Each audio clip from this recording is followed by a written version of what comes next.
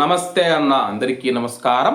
కువైట్లో పవిత్ర రంజాన్ మాసం ప్రారంభమైన తర్వాత కొన్ని కొత్త రూల్స్ అమల్లోకి వచ్చిన విషయం అందరికీ తెలిసిందే. ఈ నేపథ్యంలో కువైట్లో పుకార్లు కూడా షికారు చేస్తూ ఉన్నాయని చెప్పేసి అధికారులు తెలియజేశారు. కువైట్లో ఎవరైనా ఇలా చేస్తే 6 నెలల జైలు శిక్ష మరియు 1000 దినార్ల జరిమానా విధిస్తారని చెప్పేసి కువైట్ సోషల్ మీడియాలో పుకార్లు వ్యాప్తి చెందుతూ ఉన్నాయని చెప్పేసి దీనికి సంబంధించి కువైట్ మినిస్ట్రీ ఆఫ్ ఇంటీరియర్ కీలక ప్రకటన చేసింది. కువైట్లో అనుమతి లేకుండా సాంప్రదాయ అర్ధరాత్రి సమావేశమైన గాబ్గాను నిర్వహించే ఎవరికైనా 6 నెలల జైలు శిక్ష మరియు 1000 దినార్ల జరిమానా విధించబడుతుందని కొన్ని సోషల్ మీడియా ప్లాట్ఫామ్లలో వ్యాపించే సమాచారాన్ని మినిస్ట్రీ ఆఫ్ ఇంటీరియర్ ఖండించింది.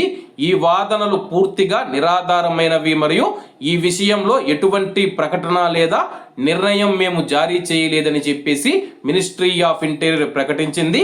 సమాచారం యొక్క ఖచ్చితత్వాన్ని ధృవీకరించాలని మరియు అధికారికంగా ఆమోదించబడిన మార్గాల ద్వారా ధృవీకరించకుండా భద్రతా విషయాలకు సంబంధించి ఏదైనా వార్తలను ప్రసారం చేయకుండా లేదా తిరిగి పోస్టు చేయకుండా ఉండాలని చెప్పేసి ప్రజలను కోరింది.